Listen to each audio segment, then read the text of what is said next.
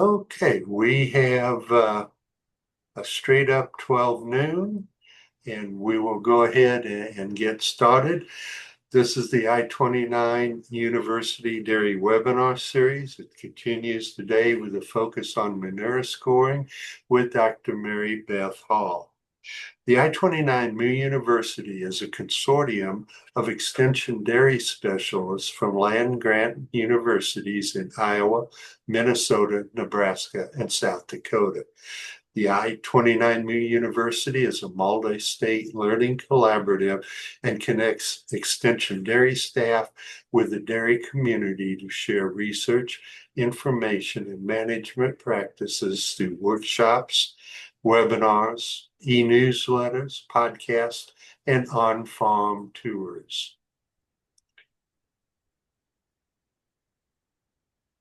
To review the archived webinars or for more information, that can be found at www.i29moo.com. Dr. Hall is the owner of The Cows Are Always Right Dairy Consulting, and she consults with producers to improve feeding and profitability. She was formerly with USDA at the Dairy Forage Research Center in Wisconsin. Her program, titled Manure Evaluation for Reading Your Cows, it doesn't just happen. I love that pun, by the way.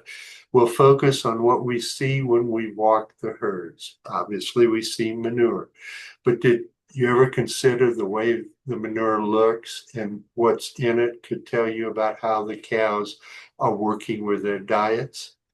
In this presentation, she'll discuss how rumen and gut function can change manure characteristics, what those changes should look like, and how evaluation of manure, feeds, diets, and cow performance and management can be brought together to look for ways to improve herd performance. I invite questions entered in the chat box, and we will discuss them after the presentation. This webinar is being recorded and will be archived on the I-29 Moo University website early next week. Please check the chat box at the end of the program and click on the evaluation for this program. It's short, only 5 questions, and helps to improve this series with every program. As I always say, Dr. Hall, the podium is yours. Fred, thank you so very much. I'll tell you what, very pleased and honored to be here today and talking to you about something that I think kind of matters to all of us that are involved working with dairy cattle. And that's finding a way to get a better handle on just what is going on with herds. And it's a matter that we have to take it from all sorts of different angles. And although our records are crucial for us understanding what's happening in the herd overall, things that we do while walking the herd are essential for that understanding as well. Okay. Oops. All right, Fred, it has frozen up. So there we go. All right. One of the things that we need to understand when we're looking at our herds is when we think something is normal, a lot of time that's what we've gotten used to. And so the question is whether is what we're looking at actually normal from the cow's point of view, from the cow's well-being point of view? And is what we're seeing what we really want? Or do we want to bring about management or feeding or other changes to get to meeting our goals? So what we need to do is get enough information in context, like so that everything fits together to form a picture, but getting it from enough different angles so that we can make sense of the situation, read it, and make decisions based on it. I mean, the common things that we look at when we're evaluating a herd, we look at body condition score, we look at cow coats, cleanliness, lameness, rumination. We'll look at the feeds. Are they moldy or dusty? Do we have analyses on them that reflect what's actually being fed and tell us the quality of what's being fed? How consistent is it? Is it being mixed well so that when the animals are getting a total mixed ration, one end of the bunk isn't grossly different from the other?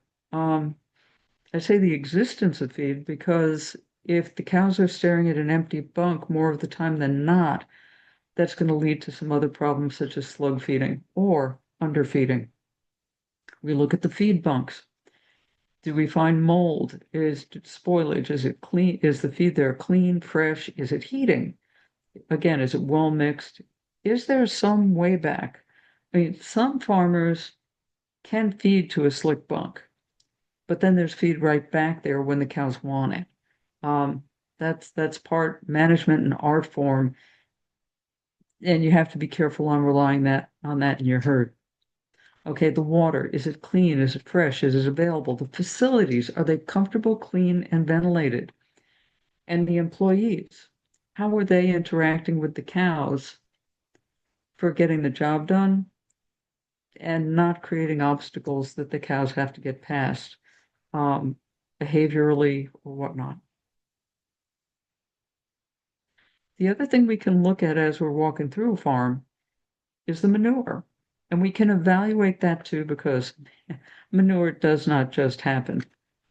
In context, manure gives insights into the interaction between the cow and her diet that are dependent on how the cow is built to digest her diet and what different kinds of diet components can do to what the manure looks like. Okay. And yeah, I named my LLC The Cows Are Always Right because this is the one thing I'm certain of. And if we can get direct reads of different pieces of information from the cows, like the records, but also like manure and how the animals are moving and so forth, those are invaluable to knowing what to do next. Okay, so to move on, you've heard about physically effective form of feeds within a ration. I mean, when you're looking at this total mixed ration here, you can see primarily corn solids that we've got mixed here. There are larger particles. These larger particles that typically come from your forages, whether it's legumes, whether it's corn or sorghum solids or grasses, they actually enhance rumen function. They increase rumination, which is also a way a cow is going to get buffering back to the rumen through her saliva. It helps with retaining feeds in the rumen, but also helping some others pass. It reduces having adequate physically effective form in the diet, reduces the risk of digestive upset, and it allows rations to work. And typically, what we're talking about with physically effective form are large enough particles, let's say pieces 1 to 2 inches long, or depending who's listening, 2.5 to 5 centimeters long, that the cow consumes, and then later also has to chew, but they also form a mat in the rumen. That's what we're talking about for effective form. When we're looking at this, again, the forages or even wheat straw that we will add to some diets to get a concentrated source of effective fiber. This physical form, the coarse material, so long as you can get the cows to eat it, consume it, not sort it, is what will do the trick. When we're dealing with byproducts or some of our grain sources, they're typically ground too finely to provide much in terms of physical form. So the fiber that's in the byproducts will help dilute some of the other components in the diet, and that can be good, but they won't give you the material that really gets the cow to ruminate, to chew, which is what part of what we're looking for. Okay, so physical form in the rumen, and I assure you this will get us to manure in a little bit. The larger forage particles that get consumed can make a mat that holds feeds in the rumen. And here, this is a diagram of the rumen. There's a gas space up top. Here's a rumen mat, though, with the diets we're feeding, so help me, and a variety of cows, they're practically the entire rumen. And there's other more liquid digested towards the bottom. And as the cow chews the larger particles and the microbes break them down. These particles go from holding things in the rumen mat to being broken down till they reach a size where they can leave, and they might take other particles with them further down the track to be digested elsewhere by the cow if she has the enzymes to do so. The longer time in the rumen that these larger particles can hold feed there gives more time for rumination, and it gives more time for fermentation to digest feed and break down particles. And that affects the size of the particles we see in the manure. Okay. So this mat, these larger particles, they'll hold fiber in the rumen to be digested and converted to acids and to microbes, both of which can meet the animal's both energy needs and protein needs. They'll also hold grain particles in place so that they can be fermented more completely in the rumen as well.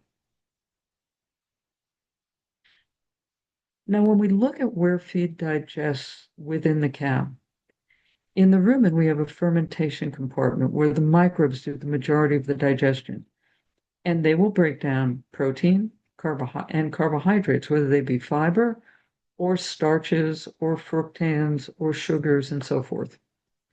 When we get to the small intestine, that's enzymatic digestion that are with enzymes that the cow makes herself. And there, what are digested are true protein, starch, and fats, lipids. Now, when we get to the hindgut, further down the hindgut, and we have the cecum and the large intestine, we have fermentation going on again. And there, just like in the rumen, we see crude protein and different carbohydrates that have potential to be fermented by the microbes, fermented and digested. Now, where fermentation happens in the animal will affect what happens with the products of fermentation and their benefit to the animal and what manure looks like.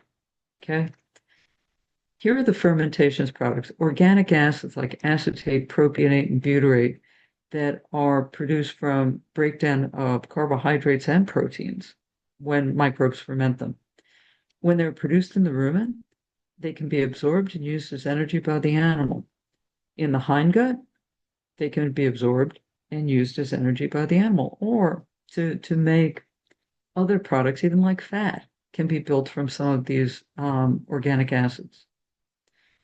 With microbial protein, when they're produced in the rumen, some of the bugs die and recycle in the rumen and probably feed other bugs, but some of them will pass down, some of that microbial protein will pass further down the gut to the small intestine and be digested and be a phenomenally good source of protein for the animal. Now, if that same feed that produced microbial protein found its way down to the hindgut and was fermented there, there's no way for that microbial protein to be digested and absorbed. So any microbial protein produced in the hindgut ends up in the feces, in the manure. And when we look at the last fermentation product we're going to touch base on, the gases, carbon dioxide and methane, if they're produced in the rumen, the cow either belches or she bloats. Okay, she belches to get rid of that gas. When it's produced in the hindgut, it shows up in the feces. And you'll see some pictures of what that looks like.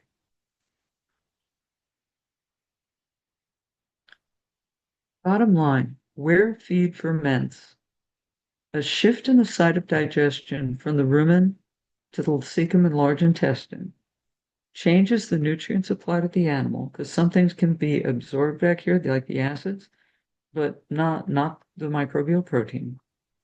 And some of the symptoms of ruminal acids and digestive upset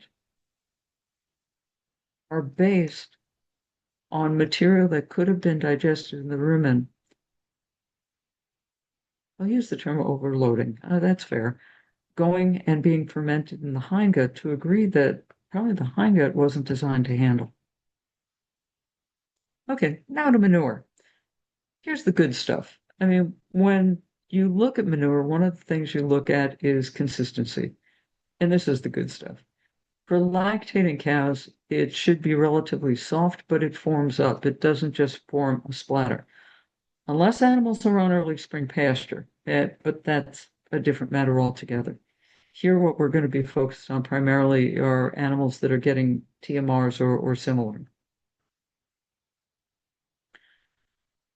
Here we get into the not normal slides, where we have foamy manure. The excess fermentation in the hindgut created acid and gas. And all of these little gas bubbles here is gas that was produced in the hindgut and results in this foaminess. This is excessive. Bottom line, the interpretation here is the feed did not digest where it should have, if this has a nutritional basis. Diarrhea, not normal.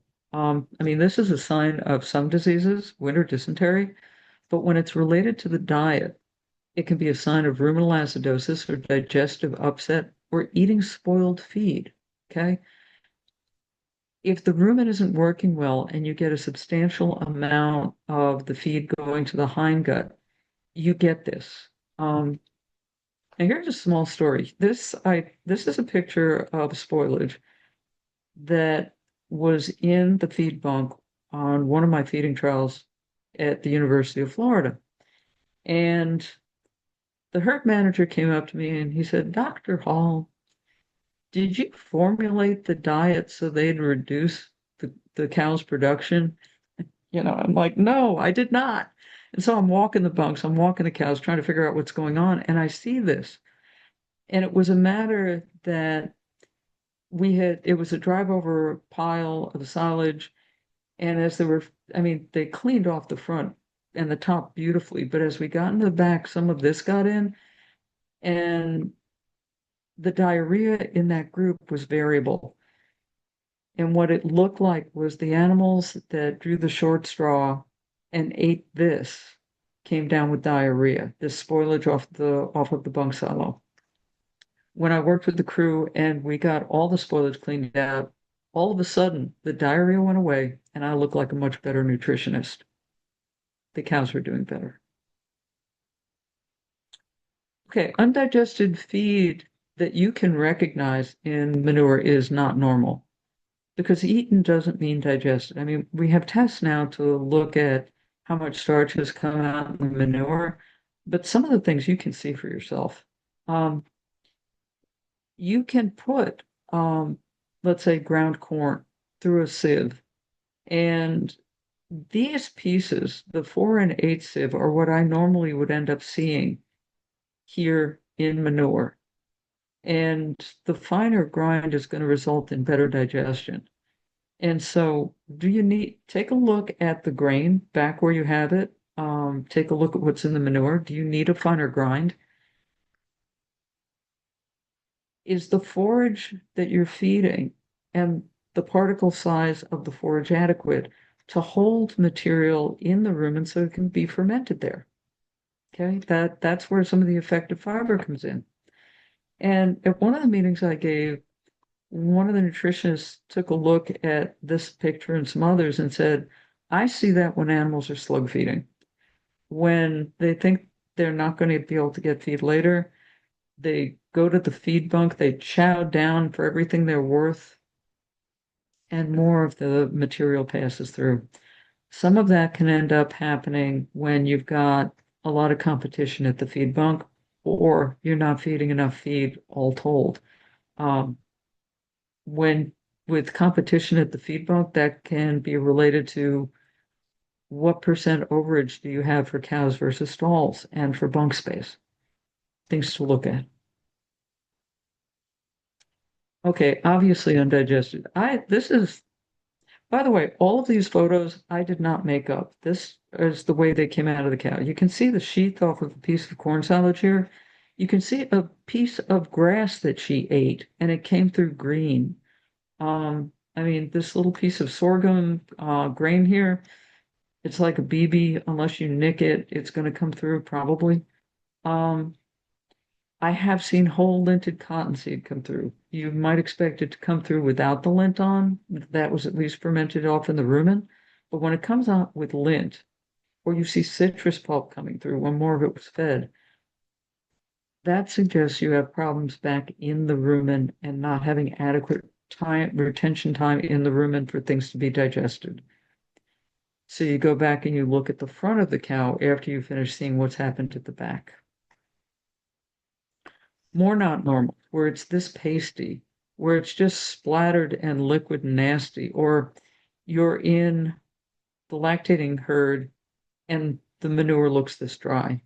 None of these are normal.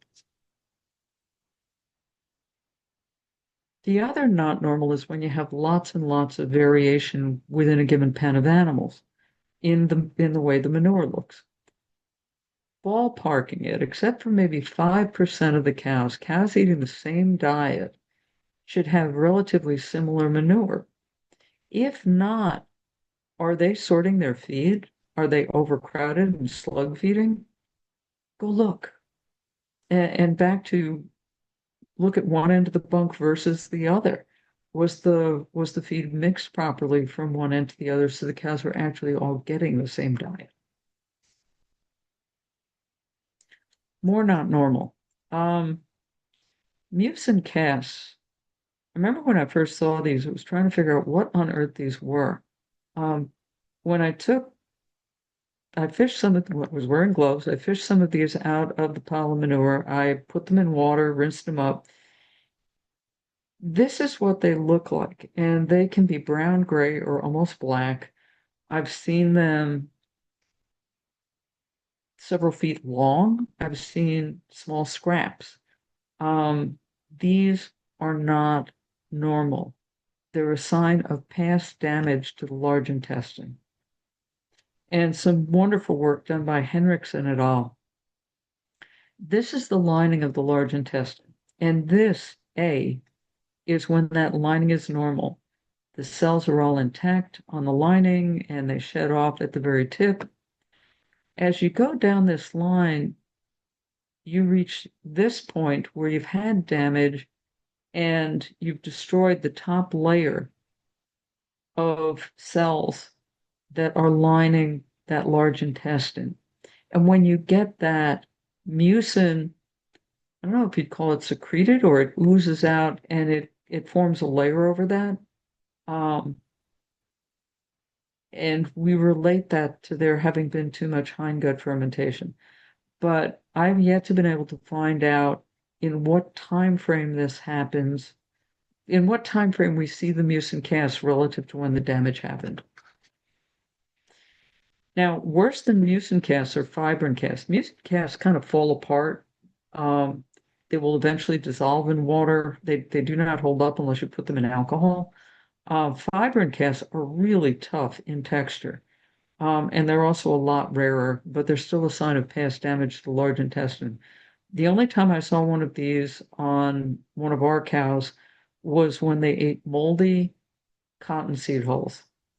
And then in a day or two later, we saw this mucin cast come out, and the animal was ill in between. Okay, at University of Florida, working in extension and research, we put together the UF co-ed manure sampling team. Yes, we know our stuff. The point was there's more to be looked at besides consistency in manure. So this is a kitchen screen with 16th inch or maybe 1.6 millimeter openings, containers to grab manure samples, Sharpie marker to label the containers if you wanted from where you got them, and gloves for handling them. And note to self, this is a simple kitchen screen, but if you take it out of your kitchen to use it for looking at manure, do not bring it back to the kitchen, period. Note to self. For sampling cups, in a pinch, red beer cups with a glove over the top can also work. Okay, so what you do, you've collected manure in a container and you use a hose to rinse it into the screen. And then you wipe your hand around the inside of the screen because material can clog it. You're going to get very, very fine particles, microbes coming through the screen. but you're trying to make sure that you rinse this until the water comes through clean. And the reason for doing this is so that you can see what the particles look like in that manure that you were looking at. And differences in the amount of solids in a set these in a set volume that you collect to reflect differences in the amount of gas or liquid in the manure and how much passes the screen. And the easiest way to clean that kitchen screen is just to flip it around and rinse it backwards. Don't let it set up or it'll be miserable to try and get clean.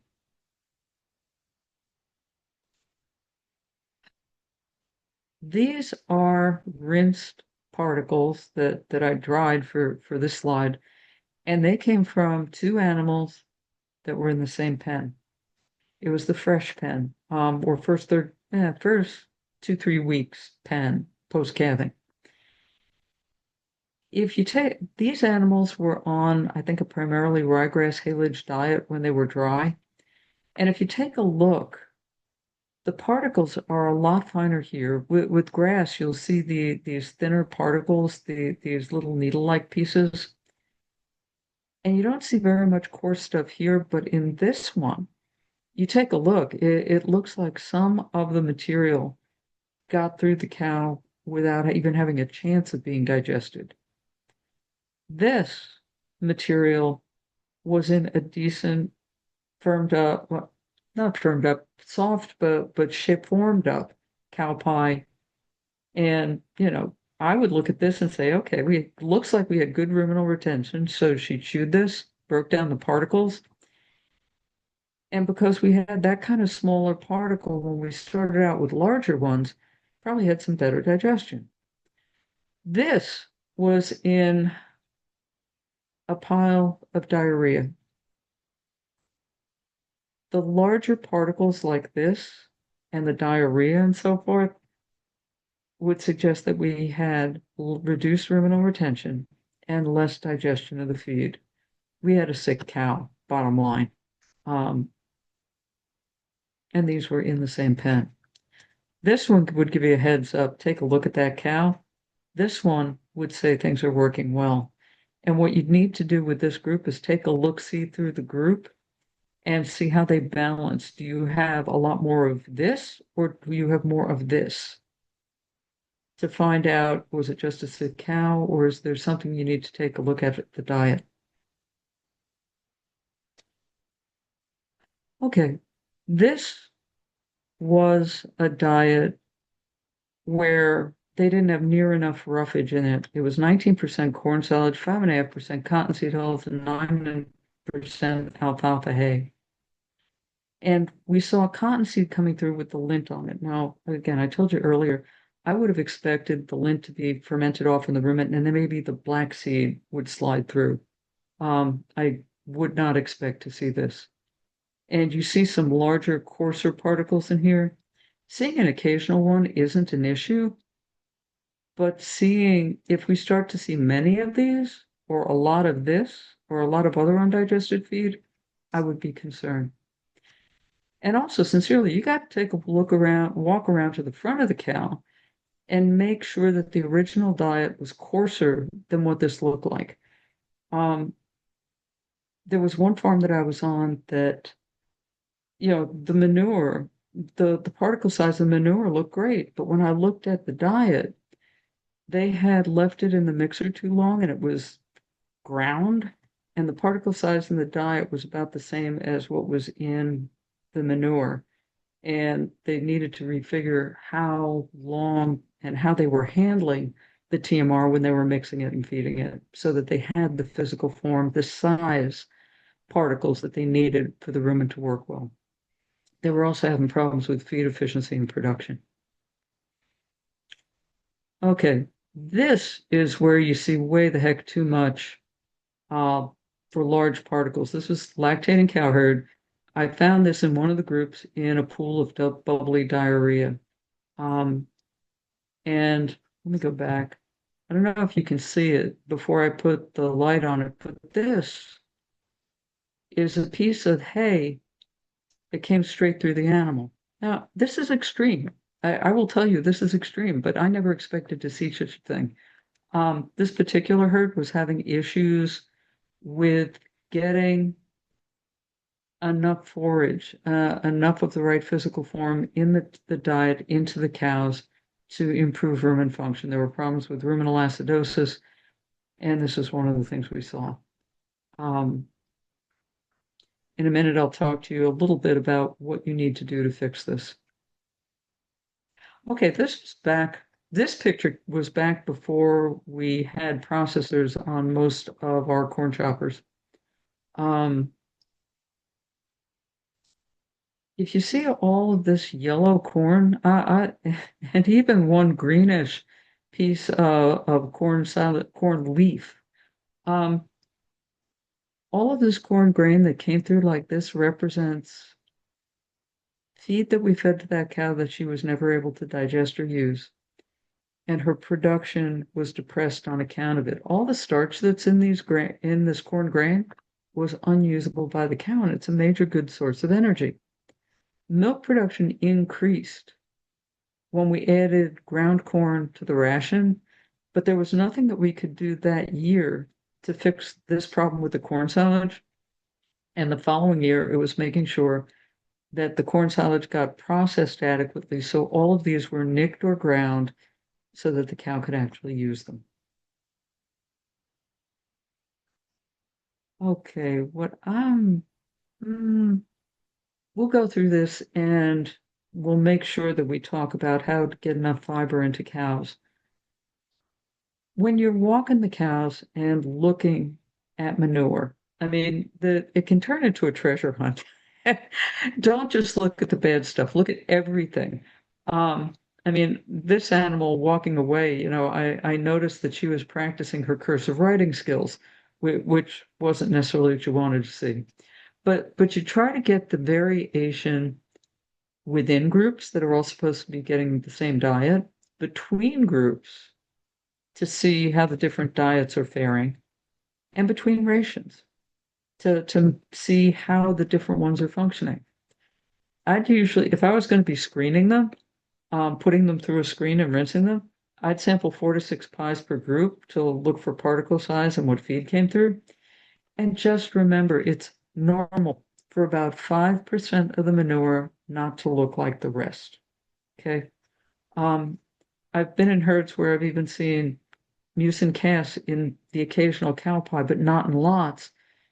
And it didn't raise red flags, but took note of it and to see how things changed over time. The other part you got to remember is manure probably varies somewhat over the course of 24 hours, and you have no way to know exactly the amount that was produced to precisely quantify what you sampled. The tests that are looking at the percent starch that comes through, I think it's a good, I think it's a fair idea to try and get a handle on what starch is coming through undigested. It gives you one more metric that you can add if you cannot figure it out otherwise. It adds one more piece of potentially solid information to what you've got. Okay, here we go. This is what you run into on the cow's part that you have to handle. So the manure looks like the cows are functioning well with their diet. You're getting the efficiency you can and the performance you can. Just remember that cows have very, very few hobbies, so they sort their feed. They got all day to do this. These cows that were in Turkey, you'd see them put their nose down, sweep back and forth, dive down to the bottom, and take a mouthful. What they were doing was sorting for grain. You see, there's really long particles up here, and the diet was a little bit dry. They were sorting their feed by sweeping it back and forth, so the diet fell apart and they could go after the grain, which would make them ill, and they wouldn't get enough of the effective fiber they needed. In this case, what we were doing, the hay didn't get adequately mixed in with the diet. So we had a partially mixed ration. This cow was eating the TMR. This cow was going after the alfalfa hay. And so each and every cow in that herd was being hired to be its own nutritional consultant. And quite honestly, I like cows a lot, but they don't do a very good job as nutritional consultants. Giving them a more uniform diet is preferable. Let me just see. No, okay. So note to self here. What you want to do is feed cows a moist enough ration that it won't fall apart. Somewhere 50% moisture is as high as you want to go with fermented feeds before you start getting into some issues with intake. But you want feed particles that are 1 to 2 inches long, so 2.5 to 5 centimeters long.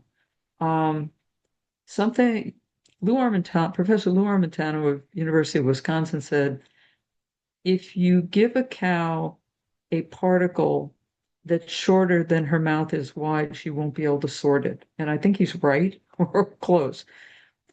Long particles, you're better off with shorter particles that you've mixed adequately into a diet, and they will be harder for the cow to sort against, and you'll get her the diet that she needs.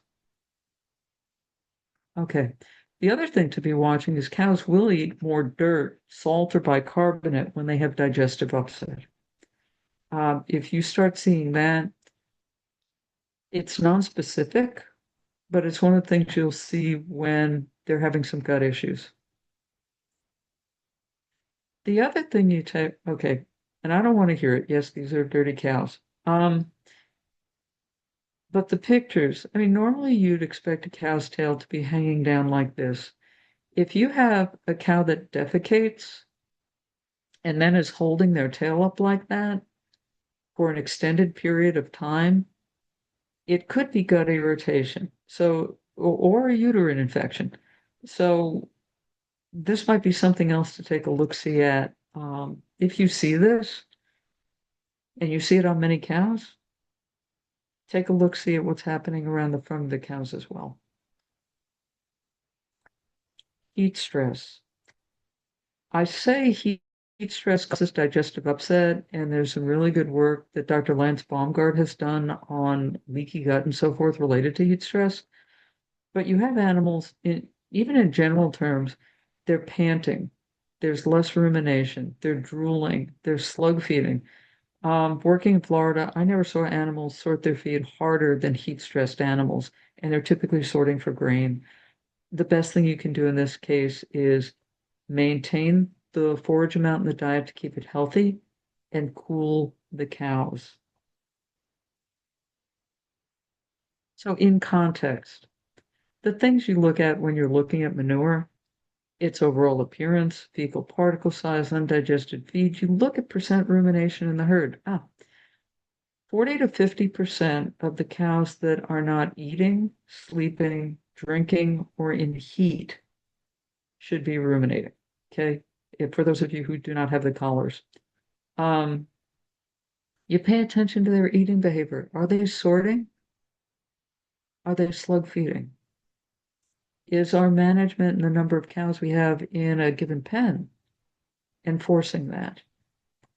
We look at animal health, we look at production, we look at the environment they're living in, we look at management, we look at everything. And we use all of these pieces together to build a case as to what ration or management changes are needed to meet our goals for our herds.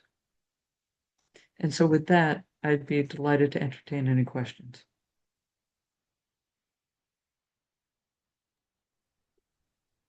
Thank you, Dr. Hall. We've got a question from Jose. Are there any characteristics to differentiate damage from acidosis or mycotoxin problems?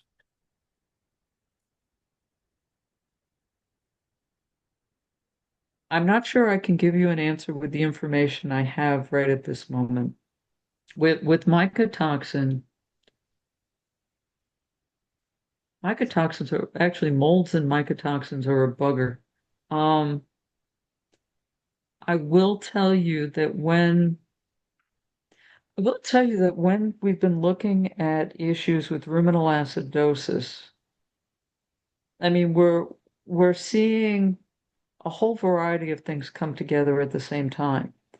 I mean, you go to the front end of the cow and you might be seeing less rumination. You go to the back end of the cow, you're seeing diarrhea and maybe mucin casts. You go to the front end of the cows and you see them sorting their feed and going against um, the longer forage particles. You go to the back of the cow and you see foaminess, you see indications that there's been more fermentation going on in the hindgut, which I didn't mention earlier, but when you have ruminal acidosis, the veterinarians told me you expect to see gastroenteritis. Gastroenteritis is an inflammation of the small intestine. And if you've got an inflamed small intestine, odds are it's not going to be functioning very well either, which is probably why we get all this feed all the way down to the hindgut, cecum large intestine, and fermenting there. Um, I can speak to you about the ruminal acidosis side. I can't give you an answer on exactly how the mycotoxins would end up appearing. And probably depending on the mycotoxins, I'm not sure whether or not they would. Sorry, I can't do more. Very good. Probably a time when your local nutritionist and veterinary need to have a collaboration. So, Muhammad asked, he's got fresh cows 1 to 7 days in milk, eating dirt, salt, or only concentrate. Any thoughts on that? Are they heat stressed?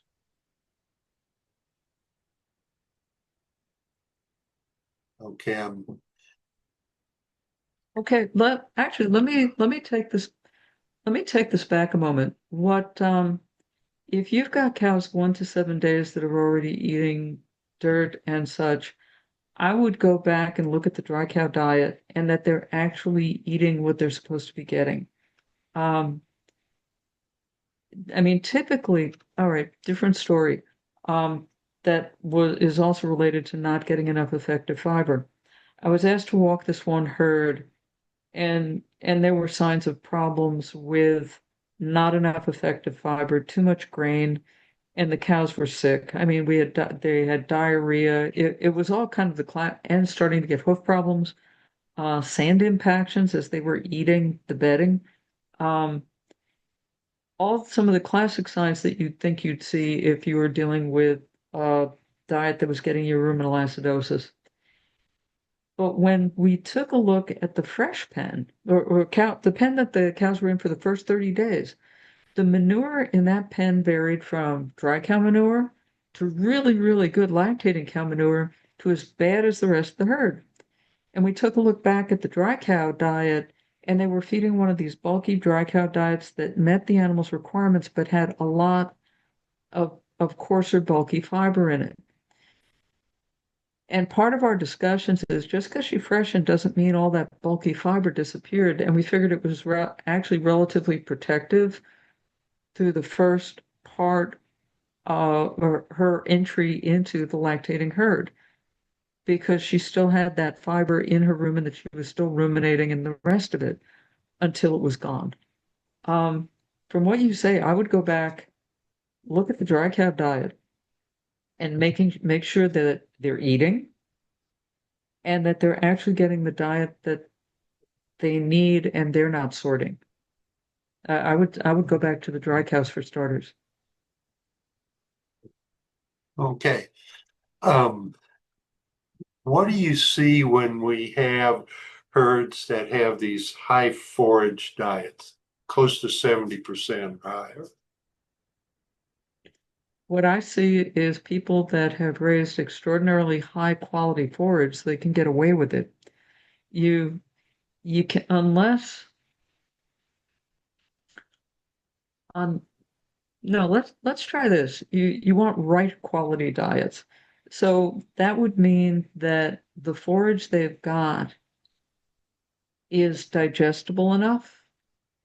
It has the nutrient content and a digestible fiber content so that they can take 70% of the diet, have 30% to add any of the things that the forage isn't bringing to the table, and be able to get good performance. Otherwise, they'd be limiting it. Back when I was working at the U.S. Dairy Forage Research Center for USDA Agricultural Research Service, we were talking about some of the commercial herds that were doing this and maintaining phenomenal production. But to do that, you really got to get your forages right. Okay.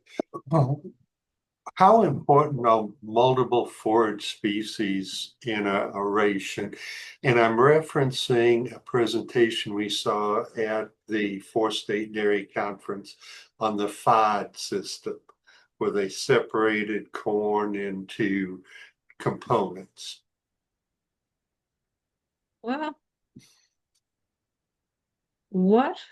It's been interesting. Okay, historically, I was accustomed to the farms I've worked with, except in Florida, had corn silage, alfalfa or clover, and some grasses, and they would feed them to different groups in the herd. And especially, I think, as the farms have gotten bigger, we focused more on corn silage. Uh, Easier to grow, lots of tonnage off of the ground, and can serve very well in diets. I think what you got to look at is what is your land base and what can you grow and what can you grow well for starters to get the forage that you need. Um, I am, I mean, I like corn silage, no ifs, ands, or buts. Some of the BMR sorghums, they have their places as well. When I look at something like alfalfa, that's one of the few perennials besides some of the grasses that will end up growing out in our fields. And so if you're looking at what you're doing with your soils over time and being able to rotate into some legumes like that, there are benefits. And if you can properly manage something like alfalfa or grass silage, alfalfa silage put up right does very, very well with corn silage. But I sit here with that question in mind, and I say you've got to find out what fits your farm and what fits your management and what fits your storage, because everything ends up having to go together. Um, some of the best train wrecks I've ever seen were silos, ensiled materials that weren't ensiled so they could be fed out before they started to spoil. I mean, either the face was too large. I mean, the bunks weren't sized. The silos were not sized to what needed to be fed out. And I mean that if you start adding in other silages, for example, and you haven't got all the pieces fit together for how you're going to manage them on feed out, you haven't done yourself any favors either. So apparently, I'm not going to give you any decent, straightforward answer. Um, but I'll talk you around a whole variety of things matter that have to come together to fit right for the farm management, for the ration. I will tell you my preference on one thing. One of my preferences is when we can do it well, is to have a variety of different feeds in the diet so that you're not relying on one or two or three to do everything. And if something goes sideways with one of them, you've got other things in the diet that you can rely on, that are going to bring things to the table and it won't have fouled everything you're trying to do. But that's just watching things over time on different herds. Very good. Teresa asks, if fresh cows drink urine and dirty water from the floor, do you think it's a gut rumen issue or a mineral issue? I was in California and I was watching cows drink water out that had been recycled that was going to be used to flush the barn. And I talked with the veterinarian who I was visiting the farm with, and he was concerned, but both of us looked at it and we did not know exactly what it was. but something was not right. Um, I don't have a straight answer for you there. Something's off kilter, but I can't tell you what. I mean, actually, one place, okay, when I was an undergraduate, they were doing a research at Cornell, they were doing a research study to try and understand the chloride requirements of cows because it hadn't been done. And I remember the cows on that study lapping up urine, going after any bleach that had been spilled on the floor, Clorox. Um, it would be interesting just to put salt blocks of some stripe out and see if things went away, or at the same time, take a walk around and see if there's anything else that you see off kilter. But I don't have a straight answer for you. Okay. Nancy asks, during grazing the high moisture forage, how do you maintain dry matter and how to maintain manure consistency because the animals are eating a high moisture diet? That goes back to my earlier comment about, all bets are off for manure consistency when it's spring and the cows are on pasture. Um, if the more water an animal consumes, the more liquid the manure will also be. Okay?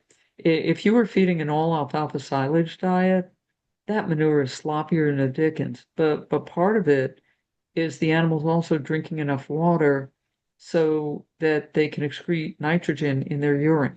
Okay, and not all of the water goes through the urine. Um, I mean, I'm thinking,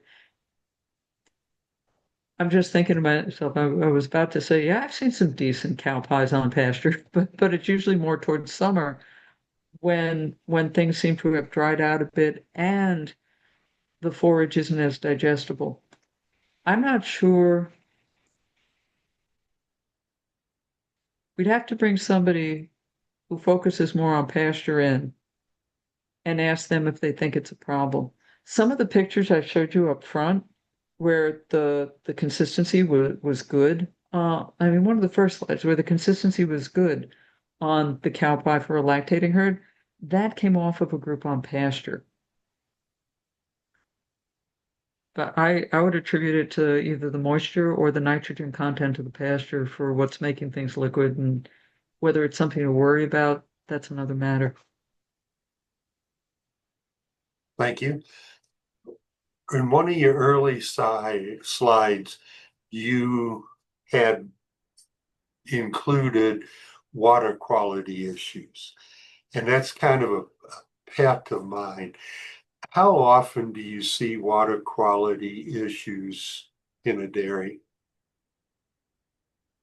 The biggest water quality issues I've tended to see were when the water tanks were not cleaned and they became their own ecosystem. And that's just not, you don't need things growing in tanks, and so cleaning them out is to the cow's benefit.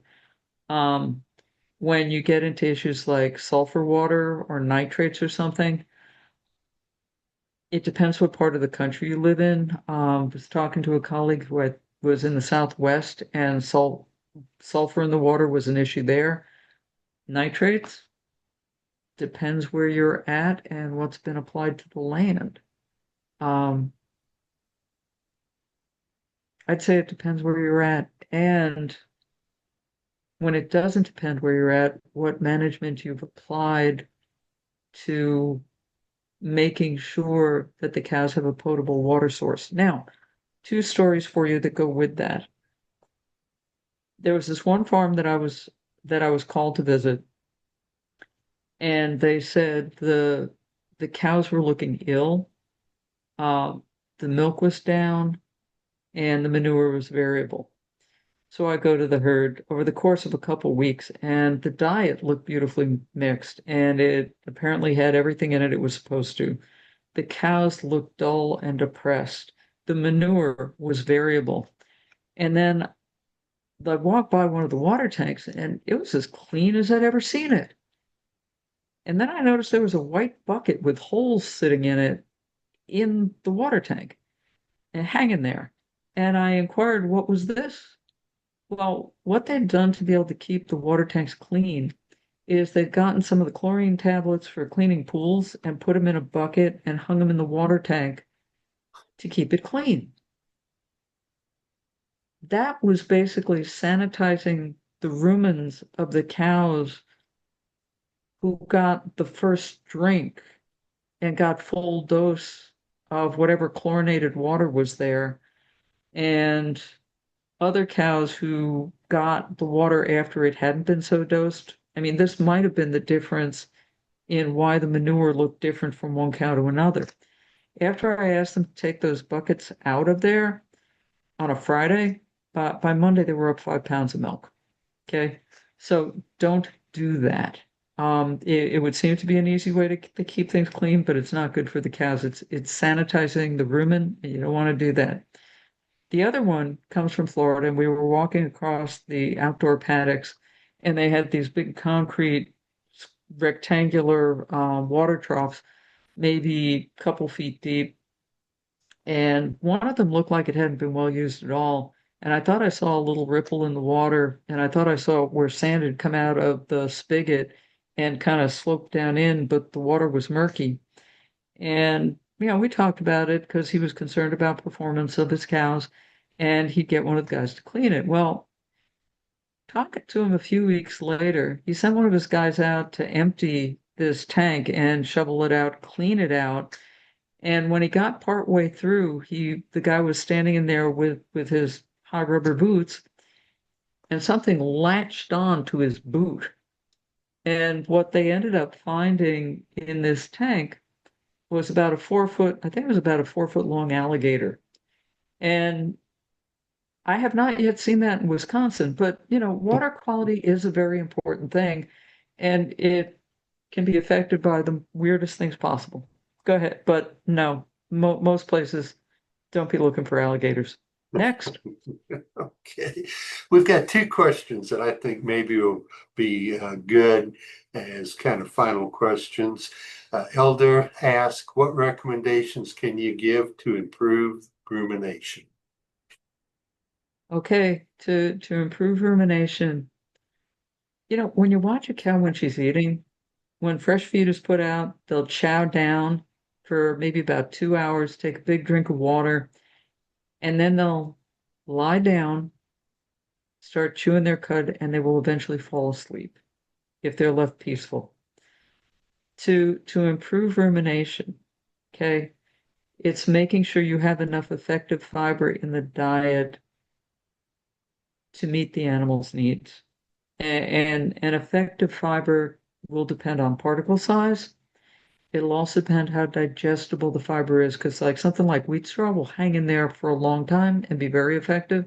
Something like very digestible grass hangs there a shorter time, even with the right particle size, you'd need more of it. Some of these things are not very well defined. Um, I'm usually running at least 55% forage in a diet, and I tend to run the diets up towards 28%, 28 to 30% neutral detergent fiber, all told. And 75% of that is coming from forage. That gives ballpark numbers, and different nutritionists will have different ballparks depending what forages you're working with. Okay. Um, it's giving the animals a place, thinking about this cow comfort, ventilation, and the rest of it certainly also would not hurt to be able to set her up so she can do what she does naturally. Eat a diet that fosters rumination and also have a comfortable space to do it. Because cows don't like standing all of the time. And so giving her a place so that she can be comfortable and lie down would be good on this count as well. Mary Beth's opinion. And that kind of will fit into next month's topic when we'll be discussing how we manage freestalls. We have one last question here from Mohammed. Can you share key indicators of digestive disorders that can be detected from manure evaluation? Okay. Let us call first one rumen dysfunction. Okay. When you start getting the really large particles coming through in the manure, and there are a lot of them, that means that the rumen is not functioning well. It's not retaining particles, and the material is leaving the rumen without being properly digested. And if it's happening to the large particles that you're seeing, it's going to be happening to small ones as well. And odds are that'll be related also to issues with ruminal acidosis. You'll see poor feed efficiency. In some cases where ruminal acidosis was hitting a herd, I saw feed efficiencies down to 1 to 1. Fat and protein corrected milk to dry matter intake. There was one bad case where it was below that. Um, I mean, you can have issues with white line disease in hooves, and where you've got damage to the hoof that's related to the diet the animals were on. Um, but I tell you what, that can also be location dependent, because I have seen some diets that I thought would have done the animals more harm to their hooves, but they were also on soft ground, and so it didn't seem to affect them as badly. But in our usual free stalls and concrete and so forth, you get more. Um, More often than not, I would relate what we see in the room, in the feces, in the manure, to some sort of dysfunction in the gut, even in general terms, quite honestly. It doesn't need, if you got poor feed efficiency, or if you got feed efficiency and you think the cows can do better, let's try that. And you're seeing things in the manure that suggest that some portions of the gut aren't working the way they should. It's a matter of taking a look at the whole picture. It'll do you no harm to do so. Even if it doesn't have a name as being this particular bad thing, can we help the cow do better? And I'd leave it with that. Very good. Uh, we've, we've got one last question here. Could nitrate in silage give the same effect with low digestive and a lot of fiber passing through? I don't know that I've heard nitrate associated with some of the things in manure. Um, that is something I've not heard from other folks either. It raises its own issues, and actually, Fred, you can get weigh in on this with me. When we're dealing with nitrates, what some of the options can be to make sure, I mean, limit how much you feed if you can, but also feed enough digestible carbohydrates so that nitrogen can be used up, and it does not create more issues. Other recommendations that you've seen on that, Fred? Well, the old timers would say dilution's the solution. And I think that fits what you just said perfectly. No. Okay, thank you very much for sharing your insights on how we can use manure as a tool to evaluate rations. Dr. Hall, appreciate it. This program has been recorded and will be available on the I-29 MU University website. Give me 5 to 7 days before you take a look.